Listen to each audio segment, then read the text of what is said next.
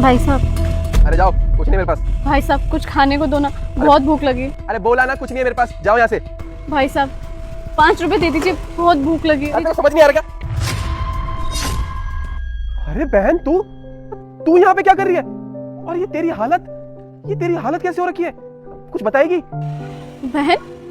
कौन सी बहन? मैं किसी की बहन नहीं हूँ, जा रही हूँ मैं यहाँ से। अरे एक मिनट, मैं तेरे से क्या पूछ रहा हूँ और तू मेरी बातों का जवाब क्यों नहीं दे रही? ये तेरी हालत कैसे हुई? क्या हुआ है? अच्छा भैया, आप बोले तो ऐसे ही बन रहे हैं जैसे कुछ जानते ही नहीं। अरे मैं सच में कुछ नहीं जानता। कुछ प्रॉब्लम हुई है क्या? तू मुझे बता, क्या बात है? किसने कुछ कहा क्या तेरे को? अच्छा आप इतने भोले हैं, इसका मतलब आपको कुछ भी नहीं पता है ना, ये कहना चाहते हैं भैया? ज्यादा नाटक मैं शराब देती हूँ, तेरी माँ मर जाएगी। अगर आपने वीडियो को लाइक और चैनल को सब्सक्राइब नहीं किया तो मत करिए। अरे आप मुझे पाल नहीं सकते तो बोल देते ना, छोड़ देती, मैं घर चली जाती। इस तरीके से मुझे दर दर की ठोकरें ना खानी पड़ती, यूं भूखे पेट सड़क में भीख ना मांगना पड़ता। आपको पता है भाभी ने मुझे घर से निकाल दिया, और कोई सुबह का समय नहीं, आधी रात को कुछ खाने को भी नहीं दिया, यहाँ तक कि मुझे कपड़े भी नहीं लेने दिए। ये जो आप देख रहे हैं ना, भीख में मिले आपकी बहन को पहनने के लिए। समझ सकते हैं आप क्या हालत हुई होगी मेरी? और इससे पहले जो मेरे कपड़े थे ना, शायद वो देख के आपकी आंखें फटी रह जाती।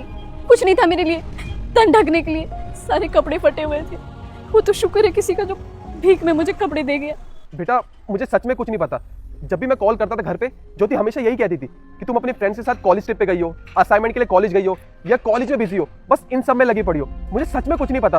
तू क्या कहना चाहती है? मुझे कुछ समझ नहीं आ रहा। नहीं भैया, मैं जानती हूँ कुछ ठीक नहीं होने वाला।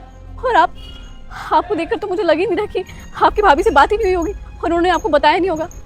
आप लोग मुझे पाल नहीं सकते थे, माँ बाप की बात तो बोल देते। मैं जा रही हूँ भैया, मुझे घर नहीं जाना। देख मेरी बात सुन, देख मैं जानता हूँ कि तू बहुत ज्यादा गुस्से में है, पर एक बार शांति से मेरी बात को समझ। तू मेरे साथ घर चल, मैं सब कुछ ठीक कर दूंगा, आई प्रॉमिस। तू चल, आजा आजा। सरप्राइज! अरे करण, आप आ गए? अरे आपने पहले क्यों नहीं बताया? अगर पहले बताया होता तो मैं आपके लिए खाना बना के रखती। कोई बात नहीं, अब बना लेना।